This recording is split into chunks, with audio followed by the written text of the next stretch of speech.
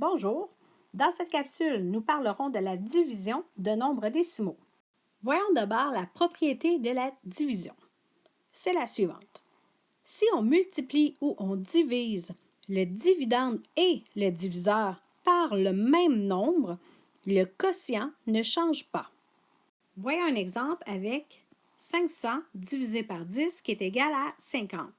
Si je prends le dividende et le diviseur et que je multiplie par 2, j'obtiens 1000 divisé par 20 qui donne exactement le même résultat que le précédent, c'est-à-dire 50. Essayons encore. Cette fois-ci, je vais prendre 500 et 10 et je vais les diviser par 5. J'obtiens 100 divisé par 2 et ça me donne encore une fois 50 qui était la même réponse que les deux précédentes. Ainsi, si on multiplie ou on divise le dividende et le diviseur par le même nombre, le quotient ne change pas. C'est cette propriété que nous allons utiliser pour la division de nombres décimaux. Nous allons multiplier le dividende et le diviseur par un même nombre, de façon à obtenir un diviseur qui soit un nombre entier, et ensuite nous allons effectuer la division par la méthode du crochet. Apprenons d'abord à déplacer la virgule de façon à ce que le diviseur, c'est-à-dire le nombre qui se retrouvera dans le crochet, soit un nombre entier. Dans ce cas-ci, voici nos diviseurs. Pour faire en sorte qu'il devienne un nombre entier, nous devrons multiplier par 10, par 100, par 1000, etc. Nous avons vu que cela permettra de déplacer la virgule de 1, de 2 ou de 3 positions vers la droite. Pour le premier exemple, nous avons une décimale dans notre diviseur. Il faudra donc déplacer la virgule d'une position vers la droite et faire la même chose pour le dividende, ce qui revient à multiplier par 10 dans les deux cas, ce qui donnerait 72 millièmes divisé par 9. Et ce serait comme ceci que j'écrirais ma division par la méthode du crochet et par la suite, je vous rappelle que la réponse obtenue est la bonne puisqu'on ne doit pas changer la réponse. Pour le deuxième exemple, on regarde toujours le diviseur. Il contient deux décimales, nous allons donc déplacer la virgule de 2 positions vers la droite.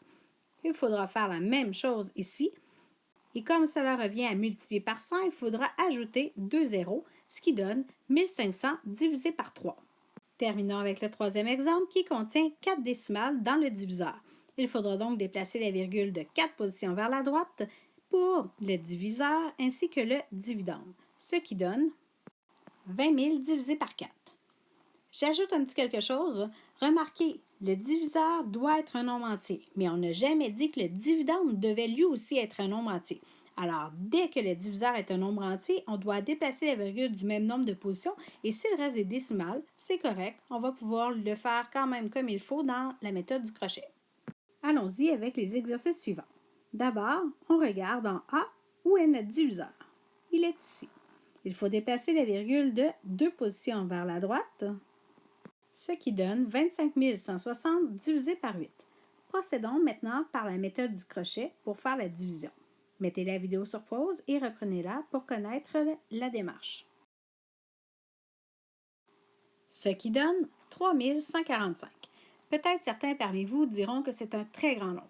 Si on se place comme si c'était de l'argent, j'ai 251,60 et je me questionne à savoir combien de 8 sous entrent dans 251,60 Évidemment, il y en a beaucoup, puisque 8 sous est une très petite quantité et il en rentre 3145. Je vous rappelle qu'il ne faut pas déplacer la virgule ou quoi que ce soit dans la réponse, puisque celle-ci est déjà bonne.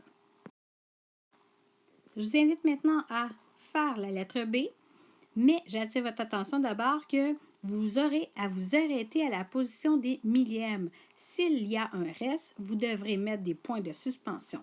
Et on vous demande d'arrondir à la position des centièmes. Et entre les deux réponses, vous utiliserez à peu près égal. Mettez maintenant la vidéo sur pause et reprenez-la pour connaître la démarche. Voici la démarche. Donc, d'abord, 81 étant plus grand que 43, il n'entre pas dedans. Et ce qui me donne 0, ensuite, comme je vous disais, on se rend jusqu'à la position des millièmes. Comme il y a un reste à la toute fin, on dit par 3 points de suspension qu'il y a un reste sans savoir nécessairement ce que c'est. Voici la réponse exacte que nous allons arrondir à la position des centièmes, ce qui donne 0,53, soit 53 centièmes.